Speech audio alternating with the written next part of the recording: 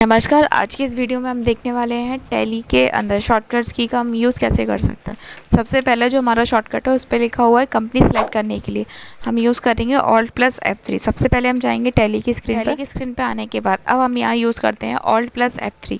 जैसे हम यहाँ पे ऑल्ट प्लस F3 यूज़ करते हैं कंपनी इन्फो का ऑप्शन आ जाएगा और अगर हमें कंपनी सेलेक्ट करनी है तो सिलेक्ट ऑप्शन पे जाने के बाद अब हम एंटर करेंगे और यहाँ से जिस कंपनी को हमें ओपन करना है उस कंपनी का नाम हम यहाँ पे टाइप करेंगे और उस कंपनी को हम सिंपल सा ओपन कर लेंगे। क्लियर। इसके अलावा ऑल्ट F3 से हम यहाँ पे कंपनी को क्रिएट भी कर सकते हैं। उसके लिए हम क्रिएट ऑप्शन पे जाएंगे और जिस भी नाम से हमें कंपनी यहाँ क्रिएट करनी है उस कंपनी का नाम हम यहाँ पे टाइप कर देंगे और देन उसके बाद हम उसकी डिटेल्स फिल करेंगे यहाँ पे और फिर एंटर करके इस फाइल को हम यहाँ से सेव कर सकते हैं। क्लियर। तो इस टाइप से हम यहाँ पे ऑल्ट प्लस F3 का इसके बाद जो नेक्स्ट शॉर्टकट है हमारा उस पर लिखा हुआ है कि किसी भी कंपनी को जब हम क्लोज करते हैं तो क्लोज करने के लिए हमें यूज़ करना होता है alt plus F1। Alt plus F1 करने के लिए अब हम टैली की स्क्रीन पे आ गए। अब देखो यहाँ पे क्या है, हमारे पास 3 कंपनी ओपन है। क्लियर। तो मुझे यहाँ पे 2025 नाम से जो कंपनी आ रही है इसको क्लोज करना है। तो इसके लिए हम लोग यूज़ करेंगे शॉर्टकट कीबोर्ड से ऑल्ट प्लस F1 हमने यूज़ किया। पहले हम बाहर आ जाएंगे इसके बटन से। अब ऑल्ट प्लस F1 यूज़ करेंगे। क्लियर। अब जिस कंपनी को क्लोज करना है सिंपल सा उसको आप एंटर दबाएंगे वो क्लोज हो जाएगा। फिर से हम करते हैं ऑल्ट प्लस F1। इस बार हम ये कंप्यूटर टैली वाला कंपनी इसको क्लोज करेंगे, एंटर कर देंगे तो ये हट गई। क्लियर। तो इस तरीके से हम यहाँ किसी भी कंपनी को सेट कर सकते हैं, यानी कि हटा सकते हैं। डिलीट नहीं करेंगे, हटा सकते हैं। इसके बाद अब हम नेक्स्ट जो शॉर्टकट हमें दिया उसमें है लेज़र क्रिएट करने का शॉर्टकट होता है ऑल्ट प्लस C। यानी कि जब भी हम कभी भी टैली के अंदर कोई भी ट्रांजेक्शन्स करें तो इन ट्रांजेक्शन्स के बीच में क्या होता है कि हमें यहाँ पार्टी नेम वगैरह लिखना पड़ता है। और अगर हम कोई भी यहाँ पे लेज़र बनाना भूल गए हैं तो एंट्री के बीच में हम लोग यहाँ पे ऑल्ट प्लस C करके यहाँ पे हम क्या कर सकते हैं, किसी भी तरह की लेज़र को हम यहाँ पे क्रिएट कर सकते हैं। एग्जाम्पल जैसे अगर हम सेल्स की एंट्री करते हैं तो सेल्स में क्या होगा, हमने यहाँ मोहन ले लिया, सेल्स के लिए सेल्स अकाउंट है। ठीक है। अब इसके अलावा अगर हम स्टॉक आइटम बनाना भूल गए तो उसको भी ऑल्ट प्लस C करके यहाँ हम उसको सिंपल वे में क्रिएट कर सकते हैं। इसके बाद जो हमारा नेक्स्ट शॉर्टकट है वो है बाउचर्स की एंट्रीज को। क्लियर। तो जब भी हम टैली के अंदर ट्रांजेक्शन्स करते हैं तो ट्रांजेक्शन्स के लिए हमें यहाँ पे अलग अलग बाउचर्स दिए गए हैं। जैसे F4 बाउचर यूज़ करते हैं कॉन्ट्रा बाउचर के लिए, जब भी पेमेंट का ट्रांजेक्शन करना है तो पेमेंट बाउचर के लिए F5, F6 रिसिप्ट बाउचर के लिए, F7 हम जनरल एंट्री के लिए करते हैं। इसके अलावा F8 सेल्स एंट्री और F9 हम यूज़ करते हैं परचेज के लिए। तो ये कुछ हमें जनरल एंट्री की बाउचर्स यहाँ पे शॉर्टकट्स दी गई है। क्लियर। इनके बाद हमारा जो अगला शॉर्टकट है वो है बाउचर्स को सेव करने के लिए। डायरेक्ट सेव करने के लिए हम क्या करते हैं, ऑल्ट प्लस A करते हैं। जैसे मान के चलिए अगर हमने यहाँ पे कोई भी लेज़र बनाया है ऑल्ट प्लस C करके हम उसे क्रिएट करते हैं। लेज़र हमने लिया जैसे कि मोटर कार, जैसे हमने ये लेज़र लिया मोटर कार, किसके अंडर जाएगा, ये फिक्स एसेट्स के अंदर। क्लियर। अब इसको हमें सेव करना है तो हम एंटर करके सेव करते हैं। तो एंटर ना करके हम क्या करेंगे, ऑल्ट प्लस A हम यहाँ पे टाइप कर देंगे तो ये फाइल सिंपल सा यहाँ पे सेव हो जाती है। क्लियर। इस टाइप से हम कोई भी ट्रांजेक्शन यहाँ पे सिंपल सा टाइप करेंगे। एंड ऑफ लिस्ट में से आप प्रोडक्ट का नाम, प्रोडक्ट की क्वांटिटी और ऑल्ट प्लस A दबाया तो ये फाइल ऑटो सेव हो गई। क्लियर।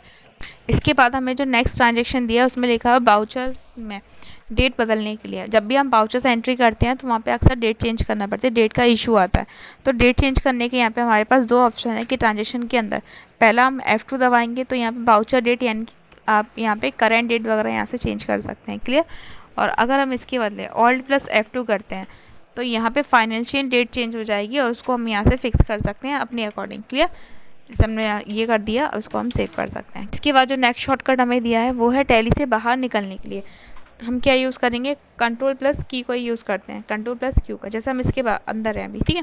अगर हमें बाहर जाना है तो हम स्केप बटन यूज़ करते हैं और अगर हमें स्केप नहीं दबाना तो कंट्रोल प्लस हम क्यू यूज़ करेंगे तो हम इसके बाहर आ जाएंगे। क्लियर। इसके बाद जो नेक्स्ट हमें शॉर्टकट दिया गया है वो है टैली के अंदर जब भी हमें कोई भी कैलकुलेशन करना हो तो उसके लिए हमें कंट्रोल प्लस N दिया हुआ है। जैसे हम मान के चलते हैं हम कोई भी बाउचर ट्रांजेक्शन कर रहे हैं, इसके अंदर हमें कंट्रोल प्लस N अगर हम दबाएंगे तो कैलकुलेटर आ गया। कैलकुलेटर से हमें यहाँ पे कोई भी डिजिट को सिंपल वे में डिवाइड करना है, इनटू करना है, मल्टीप्लाई करना है, वो सारा हम यहाँ डाल के उसका आंसर ले सकते हैं। ओके। इसके बाद जो हमें अगला ट्रांजेक्शन जो हमें अगली शॉर्टकट दी गई है उसमें है किसी भी टैली के अंदर रिपोर्ट को एक्सपोर्ट करने के लिए हम लोग ऑल्ट प्लस ई का यूज़ करते हैं। जैसे मान के चलिए हमारे पास ये अभी पेमेंट का एंट्री खुली हुई है, जैसे हमारे पास ये पेमेंट की एंट्री खुली हुई है, क्लियर। अब इसकी जो पेमेंट का जो बाउचर है इसको हमें एक्सपोर्ट करना है, तो ऑल्ट प्लस ई हम दबाएंगे। इसके बाद हमें एंटर नहीं करना, बैक स्पेस दबाना है, ठीक है। और इसके बाद अब जो हमें एंटर बटन दिया है यहाँ पे हम एंटर करेंगे फॉर्मेट में जाके। अब हमें जिसमें भी ये रिपोर्ट एक्सपोर्ट करानी है, जेपीजी में, पीडीएफ में, जिस भी फाइल में, उसको सिंपल सा क्लिक करना है और ओके कर देना है, इतना हम कर देंगे। उसके बाद हमारी फाइल एक्सपोर्ट होकर हमारे सामने दिखने लगी। देखो जैसे डिस्प्ले पे आ रहा है यहाँ पे कंपनी का नाम और पूरा बाउचर हमारे पास डिस्प्ले हो रहा है। तो इस टाइप से हम ऑल्ट प्लस ई का यूज़ कर सकते हैं। अगला जो शॉर्टकट दिया है वो है हमारा टैली में किसी भी लाइन को हटाने के लिए हम लोग कंट्रोल प्लस डिलीट का यूज़ करते हैं। किसी भी चीज़ को हम यहाँ डिलीट कर सकते हैं। नेक्स्ट जो हमारा शॉर्टकट है उसमें लिखा है परचेस रिटर्न और सेल्स रिटर्न को जब भी हम यूज़ करते हैं तो उसके लिए हम लोग यूज़ करेंगे सिंपल सा कंट्रोल प्लस F9 का, क्लियर। परचेस रिटर्न का जब हम यूज़ करते हैं जिसमें डेबिट नोट की एंट्री होती है उसका शॉर्टकट है कंट्रोल प्लस F9। इसके बाद जो हमें अगला एंट्री दिया है वो है सेल्स रिटर्न। सेल्स रिटर्न के लिए हम लोग यूज़ करेंगे कंट्रोल प्लस F8, ओके। इसके बाद हमारा अगला है परचेस ऑर्डर और की एंट्री जब भी हम करते हैं तो उसका शॉर्टकट होता है ऑल्ट प्लस F4। ये सम के ऊपर दिया रहता है, जब ट्रांजेक्शन हम परचेस ऑर्डर का करते हैं तब ये हमारे काम आता है। नेक्स्ट शॉर्टकट है हमारा यहाँ पे सेल्स ऑर्डर। सेल्स ऑर्डर का शॉर्टकट है यहाँ पे ऑल्ट प्लस F5। फिर नेक्स्ट हमें जब भी रिसिप्ट नोट हमें ओपन करना है तो उसके लिए हम यूज़ करेंगे ऑल्ट प्लस F9। ऐसे हमें डिलीवरी नोट करना है तो उसके लिए हम यूज़ करते हैं ऑल्ट प्लस F8। और अकाउंटिंग के फीचर्स ऑप्शन हमें ओपन करने अकाउंटिंग फीचर्स के लिए तो उसके लिए हम जाएंगे F1 के अंदर F2। जैसे यहाँ पे अभी हमारे पास ऑप्शन आए थे purchase note, delivery note, sales order, ये सारे हमें कहाँ देखने को मिलते हैं जब हम कीबोर्ड से F11 दबाएंगे उसके बाद हम F1 दबाएंगे। तो F1 से जो ऑप्शंस आते हैं वो होते हैं हमारे अकाउंट्स के ऑप्शन। जैसे हमें यहाँ पे सारे ऑप्शन दिख रहे हैं, जैसे कॉस्ट सेंटर का दिया हुआ है, क्लियर। यहाँ पे ट्रैकिंग नंबर का ऑप्शन दिया है, बाउचर्स का, डेबिट नोट, क्रेडिट नोट के लिए ऑप्शन दिया है। तो वो शॉर्टकट कब काम करेगा जब हम इनको यहाँ से यस कर देंगे, क्लियर।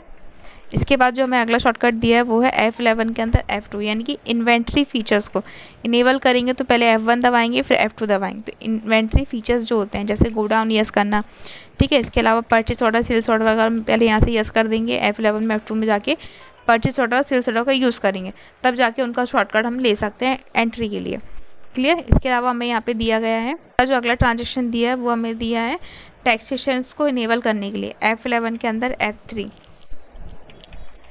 जैसे हम यूज़ करेंगे F11, F3 हम यूज़ करेंगे तो टैक्सेशन का जो ऑप्शन होता है या GST का जो ऑप्शन आते हैं वो